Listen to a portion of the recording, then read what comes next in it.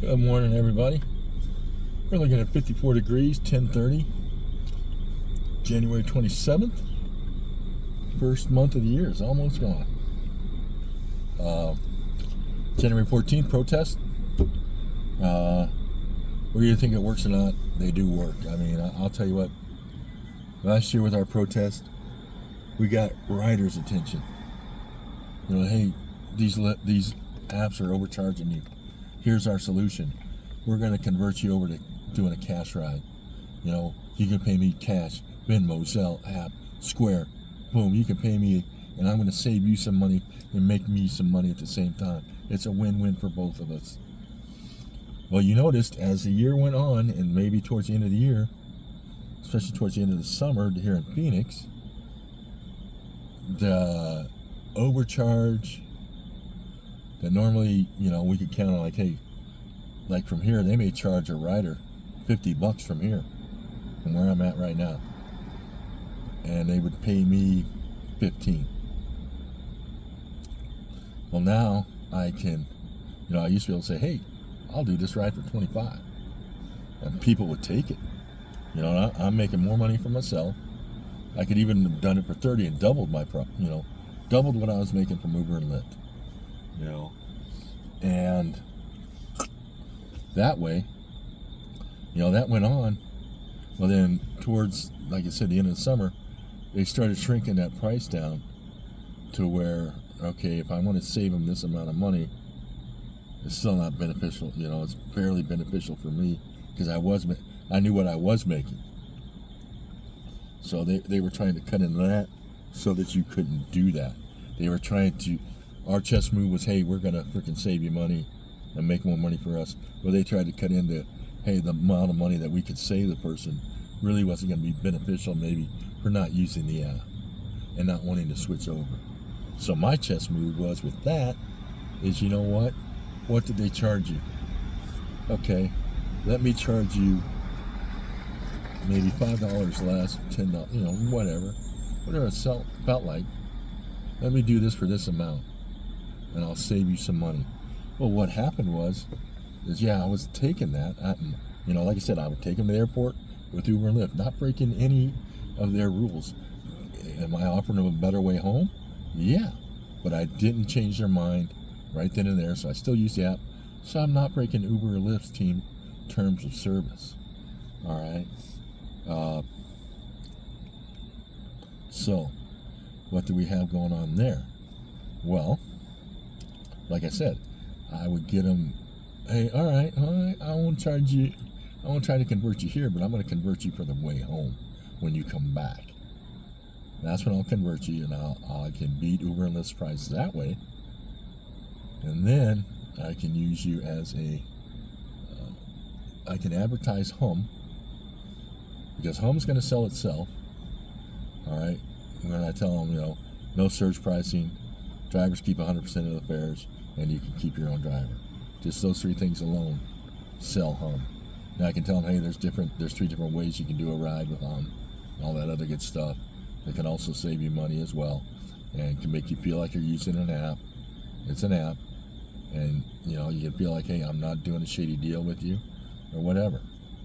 And you know, if you're confident in that approach and how you bring that approach off with direct marketing to people, you can secure yourself. So we made a chess move on Uber and Lyft, put them into check. They unchecked themselves, and then I put them right back in check. And that chess move right there, I still haven't been checked. They still haven't figured out a way to take those clients away from me that I took away from them. All right, they tried it so that I would never have them as clients, but I countered them. I put them back in check. All right, have we got the checkmate yet? Not really, but they're going to have to move the king. They can't put something in the way to block me anymore. They're going to have to move the king. All right, which means they're going to have to do some major things. All right. Now, what keeps them thinking about things and not moving the king right away? Maybe they might want to throw another blocker in the way. Because sometimes you throw, in chess, your desperation move is you don't want to move the king until you absolutely have to. You know, if you can block something, and see, a good block is where the piece that put me in check, my move, if they don't move the thing that put me in check, then I can take it away. And that's what Uber's trying to do. All right. Whereas we're trying to say, hey, if you take that, I'll just take it right back. So, and you're still going to be in check. So you didn't solve anything. All right. Anyway, so, you know, we put Uber in check. Well, now, like I said, this year, you want to go with private rides, man. You see, the guys should have clients already. If you don't, the ship has already sailed. Our ship has already sailed. We'll throw you a lifeline.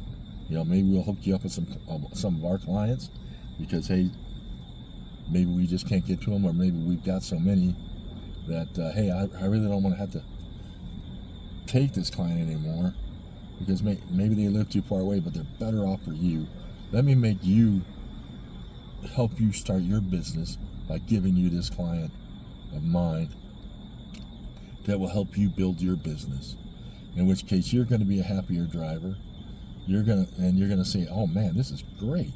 Hey, how, you know, boom. And maybe that person will spread your, you know, do some word of mouth marketing for you and help you grow your business. And like I said, that's just it. So, that being said, are two types of marketing: direct and word of mouth. That's what sells us. Uber, Lyft, Hum, they're all marketing their product. Okay, Hum does mention a driver every now and then, but they don't mention how to get a hold of me. They don't mention how exactly Hum works. They leave that up to me, and they leave it up to me for a reason. And it's because as I show confidence on that, hey, I like this idea of Hum, you, the rider, need to have me as your driver so that I'm saving you money. I'm making myself more money. I'm keeping this money in the community because if you use an on-demand ride through me, we're donating to the food banks. Or we're donating, if you're supporting this cause, you know, you can get a discount. And if you're taking an on-demand ride with this discount, you're helping in the community. And that's what Hum does. Okay, and that kind of lets people know that, hey, this isn't going to Silicon Valley. This isn't going to San Francisco for David Risher and that whatever his fucking last name is. You know, that's just it. Is Uber and Lyft pay taxes, but they pay tax on the ride. They don't pay freaking state tax or anything like that. Maybe they do. They're not transparent enough to say, well, what taxes do you pay? Do you just pay a tax because it's a state tax? You know, that it may go to the road, may, you know, there's no, you know, or, you know, they don't say, oh man, we've made so many, here, Arizona, we're going to give you this amount of money to keep your roads, since we've got all of our drivers all over the roads. We need better roads for our drivers. They don't do that. They don't even care about it. They care about making money for themselves. All right? Well, I'm paying an employee's 401k, an engineer's 401k. I'm paying off David Risher's fucking bonus. I'm paying off Kasha Shawi's bonus. You know, that's what you're doing when you're using these apps. You're not keeping that money local. Yeah, the money you spend will be local, but the apps aren't staying local. Whereas Hum, it's staying local here in Arizona. And like I said, so they give you they market themselves and don't exactly say how things work because they want you, the driver, to tell the rider, it's a viable option. You've seen the advertising for it. I'm going to tie it all into how this all works and how you're saving money, I'm making money, and we're both living great, and money stays in our community. Because that's the other thing too, you know, Jeff did a BOD on this. last year sometime, that with the money staying in the community, with the driver making money here, and I tell you what, our meetups, we don't ever have a meetup at Starbucks. We don't ever have it. We meet at coffee houses or whatever that aren't chains. They're local independent coffee houses, and that's who we're supporting. We're keeping the money in the community, and that's just it. And that's the other thing too, is with drivers, we're keeping the money in the community, because if I can't do your ride, I've got another driver, a friend of mine that I've got a coalition built up with, or a team of drivers that I can use that's going to keep that same money in the community. They're dedicated to, just like I am. And, that's just it. You got to think about that stuff. Don't get me wrong, I love to have a Panera grilled cheese sandwich with tomato soup. All right. I don't go looking all over. That's probably my one chain store that I use a lot of. Otherwise, I look for, if I see the same thing in Colorado that I see in Phoenix, it's not a local store. All right, unless it's only in Colorado and only in Phoenix. All right. Or only in Arizona and only in Colorado. All right. Kind of like In-N-Out, man, freaking. In-N-Out is good. They put out a good product. Don't get me wrong. But now they're expanding, so now they're not local anymore. So, you know what? You're a chain now. I don't like to support chains, because chains don't keep money in the community.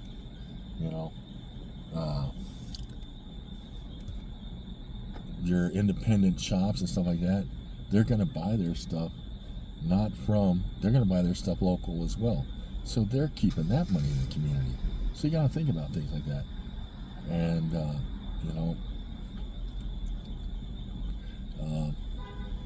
yeah. Now, granted, buying a car, you can't help but not buy something for it. If you want to buy something new, you have to go to a dealer, okay? But, that being said, pretty much everything else, I always look for a local thing to do before I support a dealer or a chain store. Some things I can't, like groceries. Like I said, organic and all this other crazy crap. All right.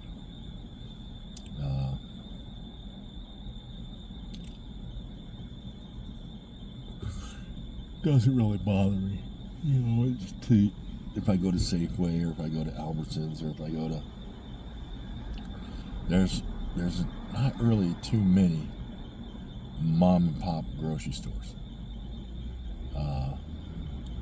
I remember growing up in Colorado. Yeah, there was a mom and pop grocery store. But the thing is like something like that, they know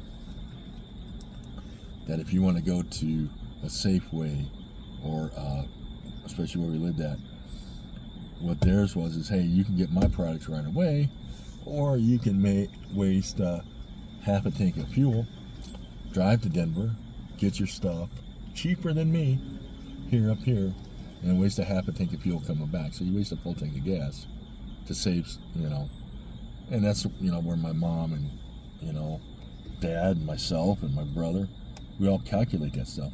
There's some things that are worth driving to Denver for, because they're too outrageous here. You're overcharging. You're way overcharging me. So that if I have to go to Denver, I get everything that there's certain things I buy at this market because, hey, the savings is there. It costs me more to go to Denver, to Breckenridge, or whatever, to get the need than what I. But and that's the same thing here. That's what you're doing here. But only Uber and Lyft are trying to be, hey, we're the only thing in town. You have to use us.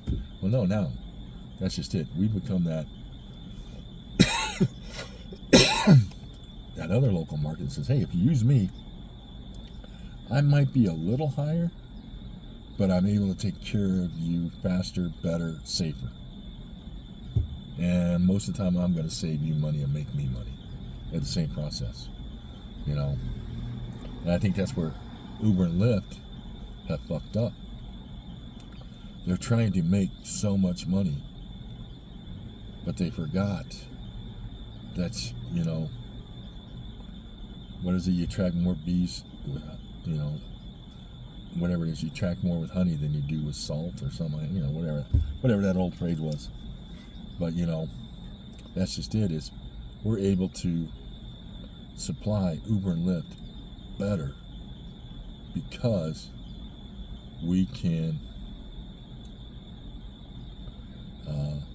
give them a quality driver that's going to be professional, that's going to open up the door, that's going to load your luggage, that's going to unload your luggage, knows, you know, hey, when you get to the airport where normally everybody else is dropping you off, where it says American or where it says Southwest, they drop you right there at those signs. You still got to walk way back to a gate or way towards a gate. Whereas I know, hey, if I drop you at this door, you walk in, and it was funny because it came up today on the private ride I just did. And she said it in front of her husband too. She goes, man, that last time you dropped me off, from the time you dropped me off till I was at the gate, 6 minutes. She goes, now I got the TSA pre-check, but still, that was way better. Normally it take, you know, she goes, it used to take me 20, 30 minutes, you know, and I was like, okay, well, thanks. You know, that's great. I appreciate that, you know.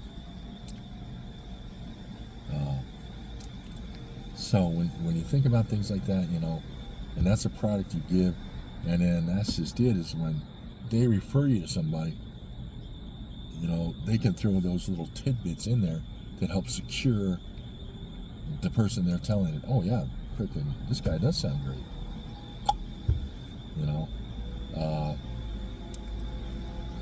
know, like I said, these girls that I drove around, and I shouldn't say girls, these women I drove around Thursday and Saturday. The one gal was from San Diego. She's like, how come they don't have this in San Diego or California? She goes, this is so much better. You offer a better, she goes, you offer a better deal on product than they do in California. And I'm not trying to bash any of you California drivers. Please, it's the system, it's not the driver. But anyway, so, you know, that's just it. So we've got direct marketing that leads to word of mouth marketing. All right. And like I said, that's the best you can do. Some other things to help you with your direct marketing. Always be thinking of a better way. How can I do this? You know, like I said, direct marketing of your product. Do you have easy transactions? As in, like I said, you're not trying to look up, well, this is my Venmo word, or however you identify yourself, or whatever. No, I've got these freaking QR codes that go right to my Venmo account. You pay me that, pay me what you want to pay me, and I never tell. I just tell them, hey, this is what I'm charging you. You know, pay me what you want, but you at least got to make them of what I'm going to charge. And I'll usually say it. You know, I've even done it before, where I said, in fact, I did it on Thursday. I said, the rides totaled about $90. I said, but because you booked me way in advance and you had me pick up a person at the airport, I'm just going to charge you $75. Well, she ended up paying me $175. $100 tip. Boom. Same thing on Thursday or Saturday. I was all over. I started out from across the pond sushi place, which is Central and Indian School, give or take. all the way over here to Old Town Scottsdale, and dropped a friend of hers off who's one of my other VIP clients that she went out with. So I had 2 clients, going out together, and dropped that one off, took her back, and I said, hey, this was a good time. I said, basically, they charged me, I said, the ride totals came up to 120. I said, but you're a great, like I said, you're an awesome client of mine. I'm only going to charge you $90. Got paid $190. Another $100 tip. All right. So, that being said, and then the other girl that lived in San Diego, when I picked her up at the airport, and she's like, I told her, hey, my client has already said, hey, they're going to pay for your ride from the airport to here.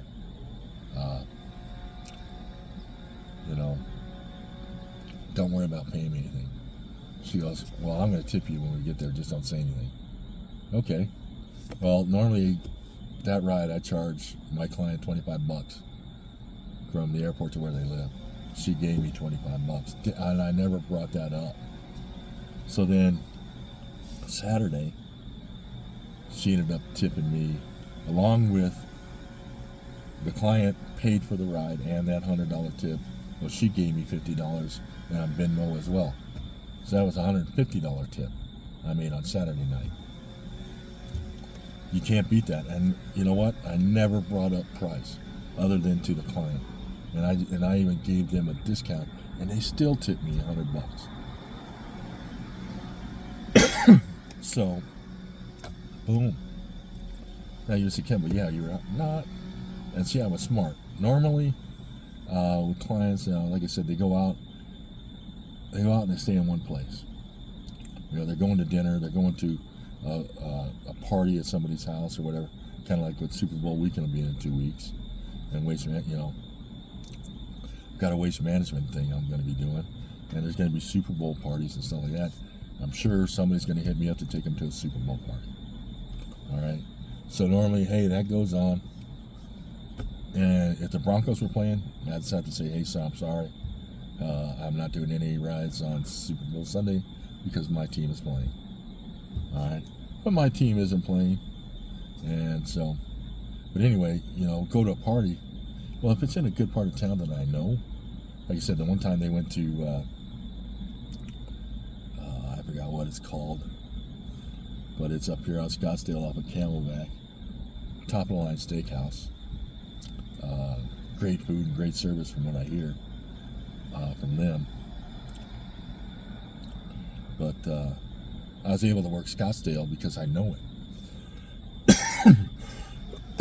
When they take me over by, like I said, the Justin Timberlake concert and everything else, I don't know that part of town, so I don't know ins and outs and which way streets go, because streets get fucked up one way. I don't want to be looking at signs while I'm trying to drive. I already want to know that, hey, oh yeah, I can't go down this way because this is the one. This way here, hey, I know the traffic. There's a photo light right here. I can't run this yellow. Blah, blah, blah, blah, blah. So, I usually at that point, I catch up on some binge watching on, Netflix and Prime and Paramount Plus, and I catch up on some of that stuff. If a sports team was playing, the Avalanche or Nuggets, I may watch part of the game if I can on ESPN or whatever app I can use to find them if they're playing. I've also got kind of a bootleg app that I can usually get most of the games to watch and stuff like that. But anyway, so sometimes I'll just do that. I won't put wear and tear in my car. I don't have to worry about being in an accident. The only thing I got to worry about is, hey, am I in a well-lit area that, hey, I'm not going to be a target because people are going to see they're not hijacking me in a dark spot. And that's just it. When I park somewhere, like right here, if somebody were to come up to me, all I got to do is start and go and drive, and I'm gone. Same thing, like I said, if I'm in a spot I pull up to a client or to a pickup, you know, if it's a sketchy area, that's an automatic, hey, I'm not trying to make this person a client. Even if it's an airport pickup. Because, hey, I don't like coming here. It's a sketchy area. And that's why I like watching the news, the first 4 or 5 minutes of every local newscast, because they always talk about shootings. All right? And I kind of make a mental note of that. And, oh, hey, make sure you don't go to that part of town. You know, I don't want to, you know, you could look at somebody wrong and they'll shoot you nowadays. So, you know, you don't want to do that. And that's the other thing I do when I'm driving, too. I try not to honk the horn. I try not to piss people off. I try not to cut people off. Just for the simple fact that, hey, somebody could shoot your ass because you pissed them off. Is it right? No. Did I do anything wrong? No, I probably was doing it. I just upsetted them somehow. But why do that, you know?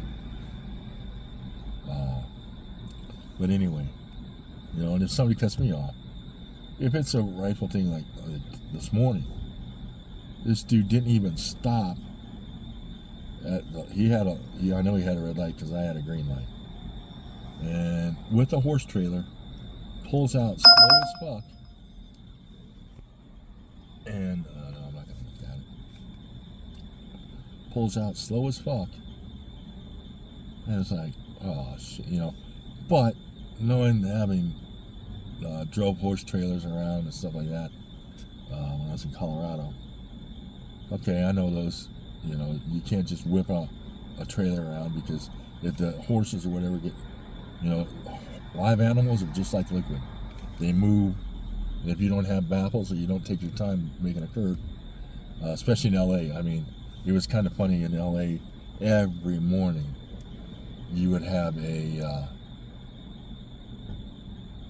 fuel truck rolled over because they made a U-turn too fast or they took a turn too fast and they didn't have baffles in their tank to help slow that sloshing around. Well, that sloshing just tips the tank over. So, you know, you got to think about things like that. And if you're not thinking about things like that, guess what? You make the morning news. So, like I said, you know, I kind of watch newscasts. When they talk about shootings, I kind of say, okay, well, I don't want to be in that part of town. So, and like I said, do they have shootings in Scottsdale? Yeah, they do, every now and then. But it's in, you know, there's parts of Scottsdale that aren't the best in the world. And then there's, you know, Tempe has the ASU, but then there's part of Tempe that's, But, so yeah. So, you know, like I said, knowing your areas, like I said, if I'm in those areas where I drop somebody off at, and I know that, you know, just like any bad area, if you go 2 or 3, 10 blocks away from it, you never even know there's a bad area near you. You know, that's kind of what it is sometimes here in Phoenix. But, you know, and it's funny because I had a client of mine that was driving to dinner, and I just had to take him to dinner because they were meeting their wife there, so they had a way home. Didn't need me, but I had to take him to dinner, and I could just tell by the way he was talking. He's like, okay, this person has never been in the situation that these people are in, you know, and he's kind of belittling them for it, you know. And like I said, my view on homelessness is, if you're homeless because, hey, you made a bad decision, you're out here on the street, you're trying to just make enough to keep somebody alive, maybe you're just trying, you know, but I think, and one thing he said kind of made sense, is these people are out here because they want to be out here. They don't want help. They don't want you to take them to, you know, get them sobered up or whatever.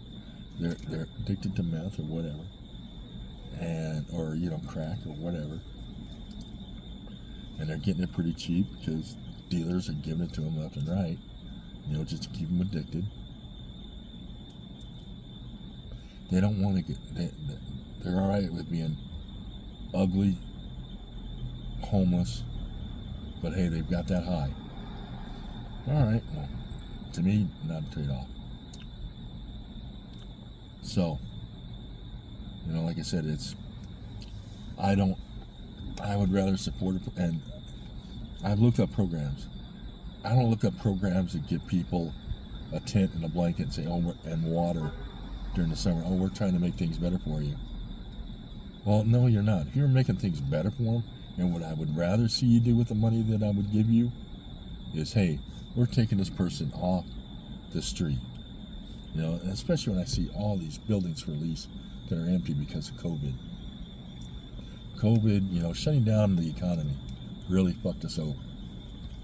And a lot of these buildings are empty. And, maybe there's 1 or 2 offices in a freaking 30 office building. Well, let's take some of these places and turn them into just a rehab facility for people. That, hey, here's what we're going to do. We're going to bring you in. We're going to clean you up. Someplace where you can take a hot shower every day. We're going to clean you up, get you sober, work on your addiction. You're going to be with other people that we're trying to cure addictions with too. So you're not in this alone. Do that. Get these people set up. Give them a place to sleep that's warm, comfortable. You want to give them somewhere, hey, they're not going to worry about being raped or anything like that. You want them to be comfortable. Hey, we're going to get you going. We're going to get you back to a normal way of living. Okay? And hopefully, and you can use this as an address so that you can get a job. Most people want you to have an address. Let's get you in a checking or a savings account set up so that when you are making money, you're putting it into account, and let's work on making you financially responsible. You're not spending money on crack and meth and drugs and whoring yourself out or whatever. You're not doing that anymore. We're helping you become a decent human being again. And then, making you a member in society and a successful member in society. I will support that program 100%. But that's just it. A lot of these places are they're okay, well, here's some clothes. Here's some of this. Well, you're not helping them at all. You're just helping them survive. You need to help them regain their respect, dignity. They're back to normal. If you're not doing that, you're screwing up. And like I said, Denver came under fire because the only people that seemed to be help with their homeless problem there, they didn't help the homeless problem, it increased. So they didn't decrease the homeless. But the people that were running it, for some reason, got richer. Dun, dun, dun. It's a scam. They were scamming people. They were using a situation to make money off of and not fixing the situation. Definition of a scam. Okay? What else? Well, really can't think of anything else to talk about. What have we talked about? The protest. We've talked about using your app wisely with direct marketing. Using direct marketing and word-of-mouth marketing to never settling for the status quo. Oh man, things are working great.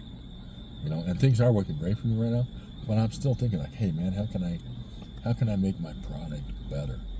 And I mean, that's, anybody does that. Apple, Samsung, whatever, they're always looking for ways. I mean, look how many times the iPhone has been. The iPhone itself, when it came out, hey, you can do a smartphone. Hey, there's apps on here, blah, blah, blah. That's why, I don't change my phone every time a new version of my phone comes out.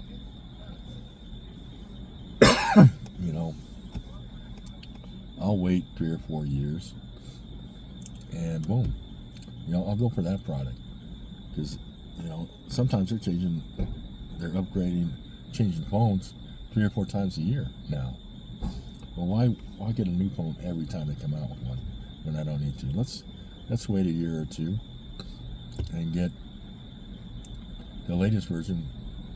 You know, like I said, for the most part, the only reason I changed phones, I changed this last time, and I didn't make the right change. I got the S24 Plus. I should have got like the S24 Ultra, which was a little bigger, which is what I wanted, but it didn't pan out that way.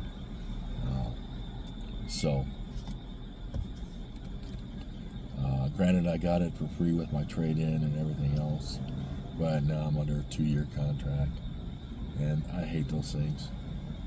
I really do, and that was one of the reasons why I kind of thought about, hey man, should I really do this or not? You know, here I can quit, and if I see a better deal with another company, I can do that. But anyway, you know,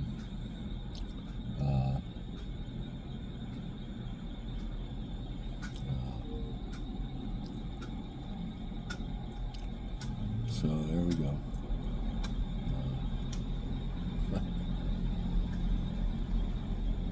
But anyway, so, you know, we talked about that stuff. Word of mouth, direct marketing, taking your product to the consumer. Remember that Uber, Lyft, Hum, they're advertising for themselves.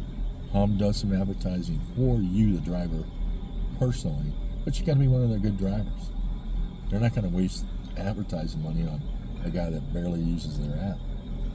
You know, they want, you know, they want to hear from drivers that are making this app work for them, and they want you to come to these meetups to pass on your knowledge, to help other drivers so that other drivers can make a difference. You know, like I said, when we started this all over, in April it'll be a year that I've done it, and there was only maybe 1, maybe 2 top drivers, and they were happy and maybe getting, you know, close to 90 to 100. The one guy was Marcel, was real good, but most of the other people were happy. Man, I got 40 rides a month. Shit, you know, there for a while I was getting 20 rides a week, you know, so I was getting 40 rides in 2 weeks. You know, I was going up, I was getting at least getting 20 rides. Well, I parlayed some of those into clients. Otherwise, some were just conversions. You know, so think about things like that. And yeah. Well, I'm going to call it to an end here. Getting ready to almost pick up my other client, so we got to get going with that. Wish everybody a great day. Hopefully you're all having a great day. And until we meet again, adios.